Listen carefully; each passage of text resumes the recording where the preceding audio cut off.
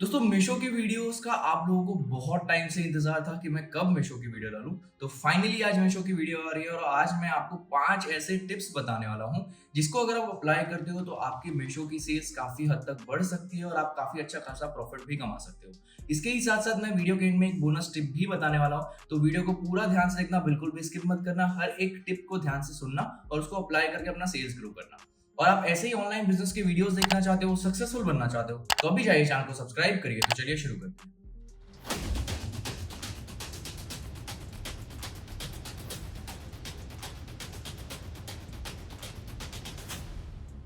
जैसा कि आप सभी को पता है कि मैंने मीशो पे बहुत सारी वीडियोस बनाई हैं, उसमें मैंने बताया कि कैसे आप मीशो पे लिस्टिंग कर सकते हो, कैसे ऑर्डर्स ग्रो कर सकते हो, कैसे आपको एड्स चलाना चाहिए, और सारी वीडियोस को आपने बहुत सारा एप्रिसिएशन भी दिया और बहुत सारे व्यूज भी आए हैं। दोस्तों आज का वीडियो कुछ ऐसा ही होने वाला है, इसमें आपको बहुत सारी इनसाइड नॉलेज मिलने वाली है, बहुत सारी चीजें सीखने को मिलने वाली है। दोस्तों जैसा कि आप सबको पता है कि मीशो पे आजकल बिजनेस कर पाना बहुत ज्यादा डिफिकल्ट हो चुका है। इसका सबसे बड़ा रीजन है कि एक तो कंपटीशन बढ़ गया, प्लस बहुत सारे ऐसे सप्लायर्स आ रहे हैं, बहुत सारे ऐसे सेलर्स आ रहे हैं जिनको ऑनलाइन सेलिंग का बिल्कुल भी नॉलेज नहीं है। और ये सारे वो सेलर्स हैं जो नॉर्मली अपना शॉप चलाते हैं या फिर छोटा मोटा बिजनेस चलाते हैं। इसमें दिक्कत क्या हो रही है मालूम है, कि उनको लगता है कि अगर वो कोई सामान उनको अगर 80 रुपए का पड़ रहा है और वो 100 रुपए का बेचेंगे तो उनको प्रॉफिट हो जाएगा।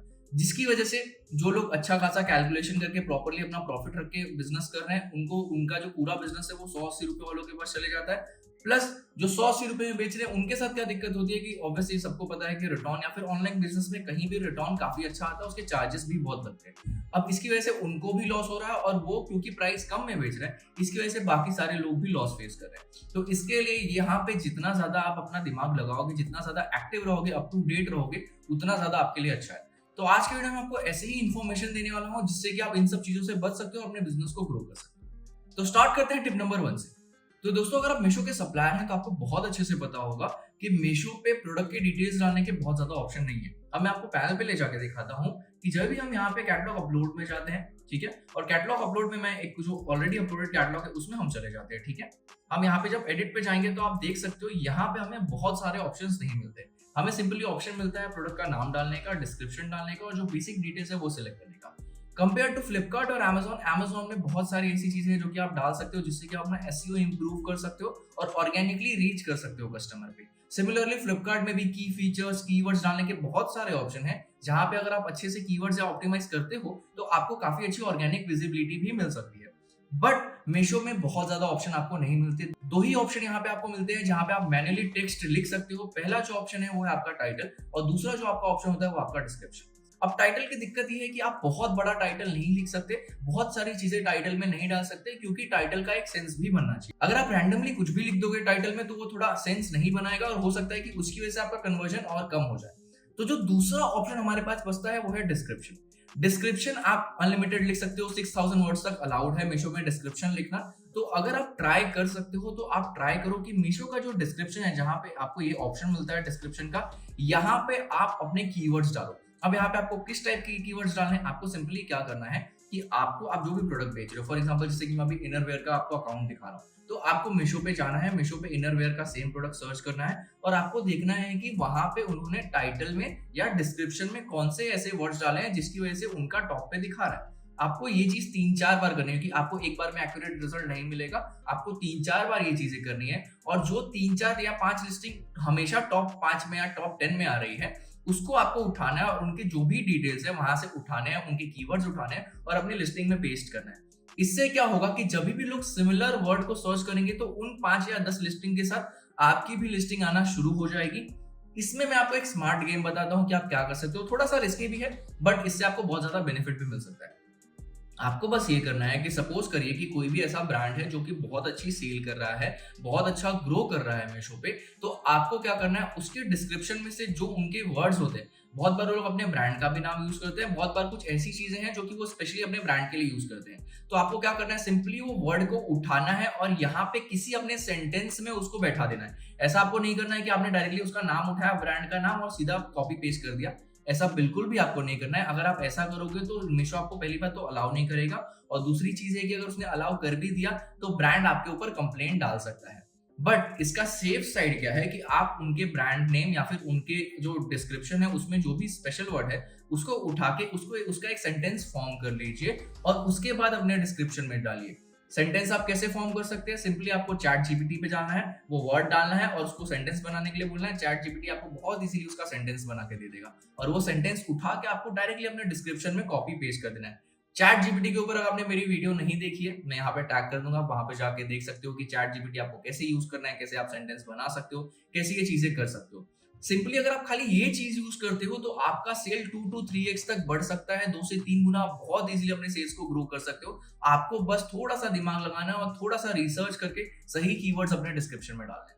तो ये ट्रिक अगर आप यूज करते हो तो आप बहुत इजीली मीशो पे अपने सेल्स को ग्रो कर सकते हो। टिप नंबर 2, आज के टाइम पे मीशो पे सबसे बड़ा जो इशू आ रहा है वो है कैटेगरी का। कैटेगरी में इशू क्या आ रहा है कि फॉर एग्जांपल अगर मेरा कोई प्रोडक्ट 200 ग्राम का भी है और अगर मीशो ने उस कैटेगरी का वेट 1 kg या फिर 1.5 kg किया है, तो मेरे को उसके हिसाब से रिटर्न चार्ज भी भरने पड़ते हैं, उसके हिसाब से ही कस्टमर को शिपिंग चार्ज भी भरने पड़ते हैं। तो ये बहुत ही बड़ा इशू है जो कि मीशो के प्लेटफॉर्म में करंटली आ रहा है। तो इसके लिए इसको आप ओवर टैकल कैसे कर सकते हो, इसको आप टैकल कैसे कर सकते हो, इसके लिए आपको क्या करना है कि सिंपली आपके प्रोडक्ट से रिलेटेड जो सिमिलर कैटेगरी है, मैंने इसके ऊपर भी एक डेडिकेटेड वीडियो बनाई है, आप वहां पे जा सकते हो। इसमें मैंने बताया कि कैसे आप मीशो के कुरियर चार्ज को कम कर सकते हो, ठीक है। तो अगर आपको वो वीडियो देखनी है तो उसका भी लिंक आपको डिस्क्रिप्शन में मिल जाएगा, यहाँ पे भी मैं डाल दूंगा।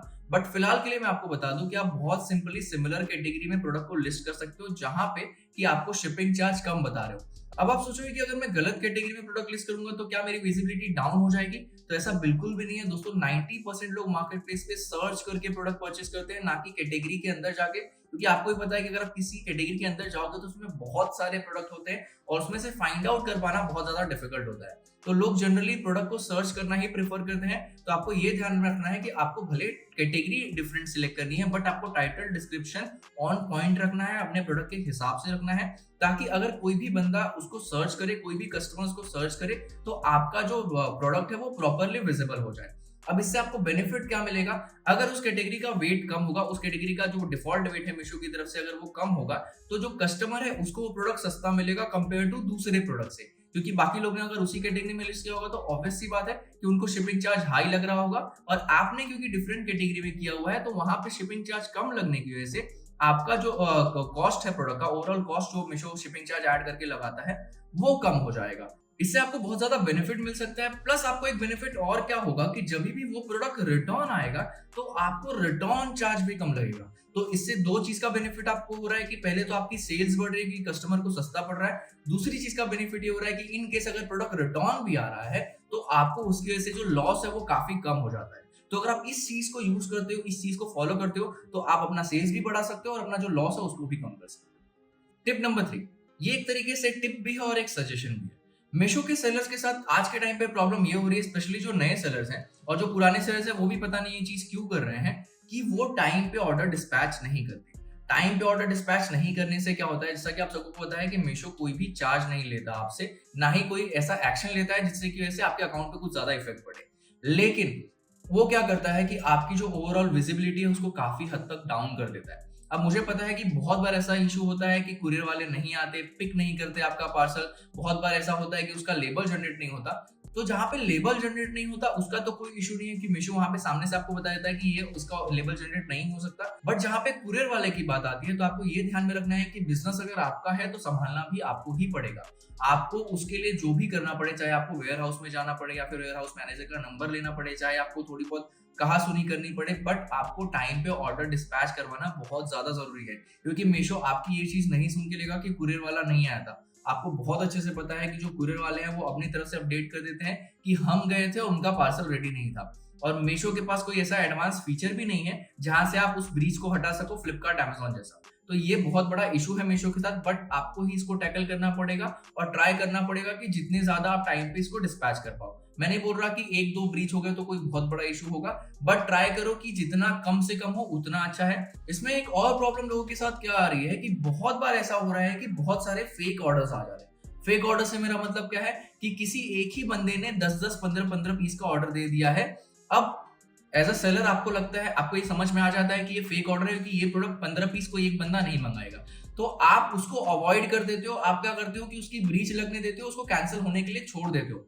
आपको ऐसा बिल्कुल भी नहीं करना है। आपको क्या करना है, जैसे ही आपको लगे कि ऑर्डर फेक है या फिर ये ऑर्डर गलत हो सकता है, आपको तुरंत उसका टिकट रेज करना है। ऑर्डर सेक्शन में जाके आप ऑर्डर वहां पे टिकट रेज कर सकते हो कि I have receive unusual order. अगर ऐसा कुछ भी है तो वहां पे आप जैसे ही टिकट रेज करते हो तो मीशो उसको वेरीफाई करता है और 90% टाइम वो ऑर्डर जो है कैंसिल हो जाता है। इन केस अगर आपको वहां से ऑर्डर कैंसिल नहीं हो रहा है तो आपको मीशो पे के कस्टमर सपोर्ट में बात करनी है, वहां से कॉल बैक रिक्वेस्ट करना है और उस ऑर्डर को कैंसिल करवाना है। उसको आपको ब्रीच होने के लिए नहीं छोड़ना है, वरना उससे क्या होगा कि आपके अकाउंट की विजिबिलिटी बहुत ज्यादा डाउन हो जाएगी। तो इसके लिए ध्यान रखो कि आपको जो भी ऑर्डर आ रहा है मीशो पे उसको आप टाइम पे डिस्पैच करो, चाहे जो भी प्रॉब्लम हो उसका सोल्यूशन निकालो, बट सारे ऑर्डर्स को टाइम पे डिस्पैच किया करो। टिप नंबर 4, ये पॉइंट बहुत ही ज्यादा इंपॉर्टेंट होने वाला है और ये चीजें आपको समझना बहुत ज्यादा जरूरी भी है। पता नहीं बहुत सारे सेलर्स को ऐसा लगता है कि हमारे ऑर्डर्स आ रहे हैं तो बहुत अच्छी बात है, बस हमारे ऑर्डर्स आने चाहिए। वो ये भूल जाते हैं कि यहाँ पे हमें प्रॉफिट भी कमाना है, हमें यहाँ पे पैसे भी कमाने हैं, हमें जेब से पैसा भर के बिजनेस नहीं करना है। इसमें दिक्कत क्या होती है मालूम है कि अब बहुत सारे सिंपली नए सप्लायर्स के साथ ज्यादा होता है कि जो पुराने सप्लायर उनको समझ में आ गया ये सब चीजें, तो वो बेसिक मिस्टेक्स नहीं करते। नए सप्लायर्स के साथ क्या होता है कि उन्होंने अपना बिजनेस शुरू किया, मार्जिन कम रखा हुआ है पहले से ही, उसके बाद क्या करते हैं कि बहुत सारे ऑर्डर्स उनको आने लगे, उन्होंने डिस्पैच करना शुरू कर दिया, ना रिटर्न का कोई रेशियो देखा, ना आरटीओ का कोई रेशियो देखा, कुछ भी नहीं देखा, बस ऑर्डर डिस्पैच कर रहे हैं। उनको लग रहा है कि उनको उनका बिजनेस बहुत जल्दी ग्रो हो जाएगा, उनको बहुत सारा प्रॉफिट हो जाएगा। बट प्रॉब्लम क्या होती है कि उन्होंने जैसे ही रिटर्न रेशियो पे ध्यान नहीं दिया, अब जितने जल्दी ऑर्डर गए हैं उससे भी ज्यादा फास्ट ऑर्डर वापस आना शुरू हो जाते हैं। अब ये चीजें जानने के बाद ही, अब क्योंकि मीशो पे तो आपको पता चल ही जाता है कि आपका रिटर्न रेशियो क्या है, कस्टमर रिटर्न कितना है, आरटीओ कितना है, ये चीजें देखने के बाद भी सप्लायर क्या करते हैं, इसको अवॉइड करते हैं। उनको लगता है कि नहीं, थोड़े टाइम के बाद ये ऑटोमेटिकली सही हो जाएगा और अपने आप हमारा बिजनेस जो है प्रॉफिटेबल हो जाएगा। बट ऐसा नहीं होता। अगर आप इस बिहेवियर में, इस एटीट्यूड के साथ बिजनेस करोगे तो आपको हमेशा लॉस ही होने वाला है। कि मैंने बहुत सारे ऐसे अकाउंट देखे हैं, बहुत सारे ऐसे सप्लायर्स को देखा है जिन्होंने इसी मिस्टेक की वजह से लाखों का लॉस किया और एट द एंड अपना बिजनेस बंद कर लिया। तो ये चीजें आप मत करो। मैं आपको अपना सजेशन दे रहा हूँ, बाकी ऑब्वियसली बात है आपकी चॉइस है। अगर आपको लग रहा है कि बहुत सारे ऑर्डर्स आने से आपका बेनिफिट हो जाता है तो ऐसा बिल्कुल भी नहीं है। आपको ये ध्यान में रखना है कि आपका जो रिटर्न रेशियो हमेशा आपको मॉनिटर करना है। अब इसको आप सॉल्व कैसे कर सकते हो, मैं ये नहीं बोल रहा कि आप बेचना बंद कर दो या फिर आप डबल ट्रिपल मार्जिन के साथ बेचो, ऐसा बिल्कुल भी नहीं है। जनरली क्या होता है मालूम है, किसी एक पर्टिकुलर एसकेयू या फिर किसी एक पर्टिकुलर कैटलॉग पे बहुत सारे ऑर्डर्स आने लगते हैं। इसमें अब आपने ऑर्डर्स तो भेज दिए, अब जब आप ऑर्डर भेज देते हो तो आपको लगता है कि हाँ चलो हमने थोड़ा कम मार्जिन भी कमाया, बट हमारे पास वॉल्यूम ज्यादा है तो हम प्रॉफिट कमा लेंगे। बट जैसा कि मैंने आपको पहले बताया कि मीशो में रिटर्न शिपिंग चार्ज बहुत ज्यादा लगते हैं। अब जब वो प्रोडक्ट रिटर्न आ रहा है, बार बार रिटर्न आ रहा है, रिटर्न आ रहा है, रिटर्न आ रहा है, तो एक तरफ आप चार्जेस तो पे कर ही रहे हो, दूसरी ही तरफ अभी रिसेंट में हमने बहुत बहुत सारे अकाउंट्स में देखा है कि बहुत ज्यादा रिटर्न रेशियो होने की वजह से आपकी विजिबिलिटी भी डाउन कर दी जाती है, प्लस आपका अकाउंट भी ब्लॉक कर दिया जाता है। तो अगर आप इसको अवॉइड करना चाहते हो तो आपको बहुत सिंपल सी चीज करनी है कि वीकली देखा करो कि आप अपने रिटर्न पैनल पे जाओ। मैं नहीं बोल रहा कि बहुत ज्यादा एक्यूरेट डेटा आपको मीशो देता है, बट फिर भी आपको बेसिक सा समझ में आ जाएगा कि कौन सा प्रोडक्ट जो है वो बहुत ज्यादा रिटर्न आ रहा है, जिसका कस्टमर रिटर्न बहुत ज्यादा आ रहा है। आरटीओ से कुछ ज्यादा फर्क नहीं पड़ता, बट कस्टमर रिटर्न बहुत ही इंपॉर्टेंट फैक्टर है अगर आपको मीशो पे अपना बिजनेस ग्रो करना है तो। सिंपली आपको क्या करना है, रिटर्न वाले टैब में जाना। मैं यहाँ पे आपको दिखा देता हूँ। रिटर्न वाले टैब में आपको जाना है, यहाँ पे आपको अपना कस्टमर रिटर्न देखना है। अगर ये कस्टमर रिटर्न गलती से भी 20% के ऊपर है तो आपको अपने प्रोडक्ट के ऊपर काम करने की बहुत ज्यादा जरूरत है। आपको बहुत ज्यादा जरूरत है ये देखने की कि इतना रिटर्न क्यों आ रहा है, क्या आप सही भेज रहे हो, क्या आपकी पैकिंग सही है कि नहीं। इन केस अगर वो कम भी है, 15% या 14% है, तो आपको सिंपली नीचे जाना है और आपको देखना है कि कौन से प्रोडक्ट में बहुत ज्यादा रिटर्न आ रहा है। बहुत बार क्या होता है, जैसे कि मैं आपको यहाँ पे बता दूं, ये एक पर्टिकुलर प्रोडक्ट है, यहाँ पे मुझे 26% का कस्टमर रिटर्न आ रहा है, तो मैं सिंपली क्या करूंगा, ऐसे प्रोडक्ट्स को मैं बेचना बंद कर दूंगा। भले ही उस पे मुझे बहुत सारे ऑर्डर्स आ रहे हो, भले ही मुझे उस पे कितना भी ऑर्डर्स आ रहा हो, मुझे उसको रोकना जरूरी है, वरना क्या होगा कि वो ऑर्डर्स भेजने के बाद भी मुझे लॉस ही होने वाला है। इससे बेटर ये है कि मैं उस प्रोडक्ट को बेचना बंद कर दूं। ये चीजें बहुत सारे सप्लायर्स को नहीं समझ में आती, उनको लगता है कि नहीं हमारा ऑर्डर्स आना जरूरी है। तो ये चीज आप समझ लीजिए कि ऑर्डर्स आना के साथ साथ प्रॉफिट आना भी जरूरी है, और एट द एंड क्या होगा कि ना आपको ऑर्डर आएगा ना प्रॉफिट आएगा और आपका अकाउंट ब्लॉक हो जाएगा। तो इसके लिए बेटर डिसीजन यही होगा कि आप जो रिटर्न वाला जो भी ऐसा प्रोडक्ट है, इस पे रिटर्न बहुत ज्यादा है, रिटर्न रेशियो बहुत ज्यादा है, उसको पॉज कर दीजिए या फिर उसको बेचना बंद कर दीजिए। ठीक है, अगर आपके पास थोड़ा बहुत स्टॉक पड़ा है तो उसको निकाल के उसको बेचना बंद कर दीजिए। तो ये एक बहुत ही इंपॉर्टेंट चीज है जो कि अगर आप समझ गए तो अपने बिजनेस को ग्रो भी कर सकते हो और अच्छा खासा प्रॉफिट भी कमा पाओगे अपने बिजनेस में। टिप नंबर 5, ये भी एक बहुत इंपॉर्टेंट पॉइंट है जो कि मे भी कुछ लोगों को समझ में आ रहा है, कुछ लोगों को समझ में नहीं आ रहा। जैसा कि मैं लाइव आता हूँ, हर लाइव सेशन में मुझसे ये क्वेश्चन पूछा जाता है कि सर हमें मीशो पे कितना बजट रखना चाहिए, हमें कितने एड्स चलाने चाहिए, क्या हमें एड्स चलाने चाहिए, क्या हमें सारे ऑर्डर्स ऑर्गेनिकली आ सकते हैं। मैं सिंपल सा एक आंसर देता हूँ आपको। देखो सीधी सी बात है, आप अकेले प्रोडक्ट नहीं बेच रहे हो।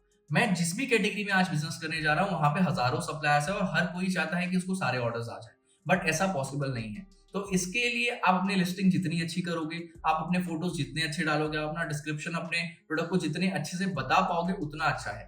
लेकिन साथ साथ में आपको उसकी मार्केटिंग करना भी उतना ही ज्यादा जरूरी है। अगर आप सोचोगे कि मैं खाली लिस्टिंग अच्छे से करके ऑर्डर्स ले आऊंगा तो वो बहुत ज्यादा डिफिकल्ट है। हो सकता है कि आपको थोड़े बहुत ऑर्डर्स आ जाएं, लेकिन कुछ टाइम के बाद वो ऑर्डर्स आना बंद हो जाएंगे। तो इसके लिए हमें कंसिस्टेंटली मार्केटिंग के ऊपर भी काम करना है। अब सबसे बड़ा डाउट है कि हमें खर्चा कितना करना चाहिए। देखो सिंपल सा लॉजिक है कि अगर आप बिजनेस स्टार्ट कर रहे हो मीशो पे या फिर किसी भी ऑनलाइन पोर्टल पे, तो ये मत सोचो कि मेरे पास 500 रुपया है और मैं 500 रुपए में बिजनेस स्टार्ट करूंगा। नहीं कर सकते हो आप, आज के टाइम पे बिल्कुल भी नहीं कर सकते हो। तो इसके लिए पहले से एक बजट लेके चलो कि मैं 50,000, 40,000, 30,000, 20,000 जितना भी है, एक बजट लेके चलो कि मैं इतना खर्चा करने वाला हूं अपने बिजनेस को ग्रो करने के लिए या फिर चलाने के लिए।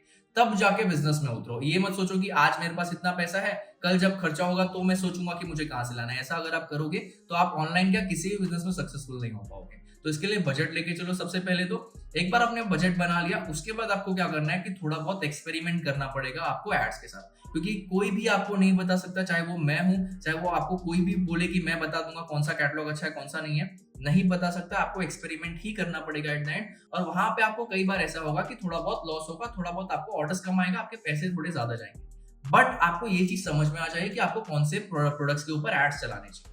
एक बार आपको ये चीज समझ गया तो आप ये भूल जाओ कि आपको बजट कितना रखना है। आपके पास जो भी बजट है आप उसके ऊपर लगाओ, सिस्टमैटिक लगाओ। मैं नहीं बोल रहा कि एक ही दिन में सारा बजट फूक दो। आप सिस्टमैटिक लगाओ। 300 रुपए से लगाओ। 300 रुपए से अगर आपको लग रहा है कि हाँ अच्छा रिस्पॉन्स है, फिर 500 करो, 700 करो, 1000 करो। उसके हिसाब से उसको स्केल अप करो और वहां पे आप देखते रहो कि आपको रिस्पॉन्स कितना आ रहा है। आपका एड उसी के हिसाब से चलना चाहिए कि आपको सामने से रिस्पॉन्स कितना आ रहा है। आपको ऐसा नहीं करना है कि मुझे रिस्पॉन्स नहीं आ रहा फिर भी मैं ऐड चलाए जा रहा हूँ, या फिर मुझे बहुत ज्यादा रिस्पॉन्स आ रहा है तो मैं ऐड चलाना बंद कर दे रहा हूँ। ऐसा बिल्कुल भी नहीं है। आपको दोनों चीजों को सही से देखना है। अगर आपको रिस्पॉन्स अच्छा आ रहा है तो आपको ऐड कंसिस्टेंटली चलाना बहुत ज्यादा जरूरी है।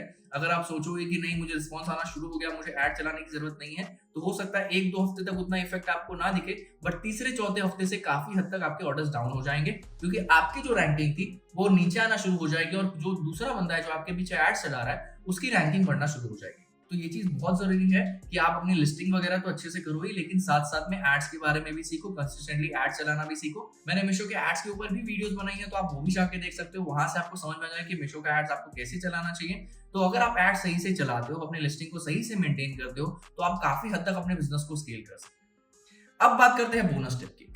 देखो मीशो में वैसे बहुत सारे प्रोग्राम है। आप रिटर्न अश्योरेंस प्रोग्राम ले लीजिए, आप आरटीओ अश्योरेंस प्रोग्राम ले लीजिए, क्लेम अश्योरेंस प्रोग्राम ले लीजिए, या फिर आप आरओआई अश्योरेंस प्रोग्राम लीजिए।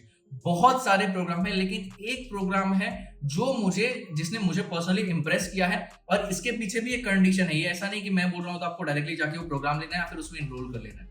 आपको ये देखना है कि आपका रिटर्न रेशियो कितना है। जैसे कि मैंने आपको अकाउंट दिखा है, ठीक है, यहाँ पे आपका अकाउंट देख सकते हो। यहाँ पे जो रिटर्न रेशियो है वो 9.7 9.8 का है, और इनफैक्ट ये काफी कम है कि यहाँ पे थोड़ा बहुत डेटा का मिसमैच होता है। ये अप्रॉक्स 8.5 के आसपास होगा। इन सब प्रोग्राम में से जो आरओआई एश्योरेंस प्रोग्राम है उसने मुझे काफी ज्यादा पर्सनली इंप्रेस किया हुआ है।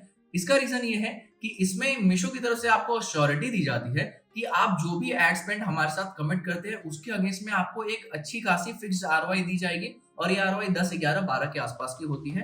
तो अगर आपका रिटर्न रेशियो 10% से कम है तो आप इसका बेनिफिट ले सकते हो। अगर आप चाहते हो कि अपने बिजनेस को जल्दी स्केल करो तो आप इस प्रोग्राम में एनरोल करके अपने बिजनेस को जल्दी ग्रो भी कर सकते हो। लेकिन कंडीशन यही है कि आपको ये ध्यान में रखना है कि आपका जो कस्टमर रिटर्न रेट है वो 10% से कम होना चाहिए, क्योंकि अगर आप ऑर्डर्स ला रहे हो उसके बाद अगर आपको रिटर्न बहुत ज्यादा आ रहा है तो एट द एंड आपको लॉस हो जाएगा।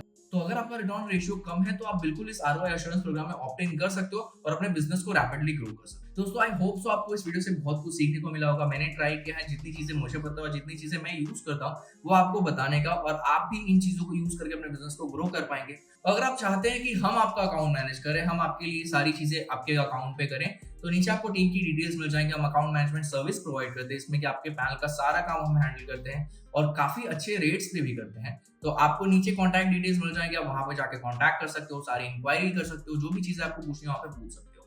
और अगर आप मैन्युफैक्चरर्स हैं, आप सप्लायर्स हैं, आप होलसेलर्स हैं, आप काफ़ी अच्छी क्वांटिटी में डील करते हैं और आप चाहते हैं कि हमारी कम्युनिटी के जो सेलर्स हैं वो आपसे प्रोडक्ट खरीदें, तो नीचे आपको कॉन्टैक्ट डिटेल्स मिल जाएगा। आप वहाँ पे जाके अपनी डिटेल्स शेयर करिए, वहाँ पे जाके अपने जो प्रोडक्ट है उनकी डिटेल्स शेयर करिए। हम वहाँ से अगर हमें आपका प्रोडक्ट समझ में आएगा, आपका रेट्स अच्छा लगेगा, तो हमारी कम्युनिटी के साथ भी हम आपका जो प्रोडक्ट है वो शेयर करेंगे और वहाँ से भी आपको ऑर्डर्स आ सकते हैं।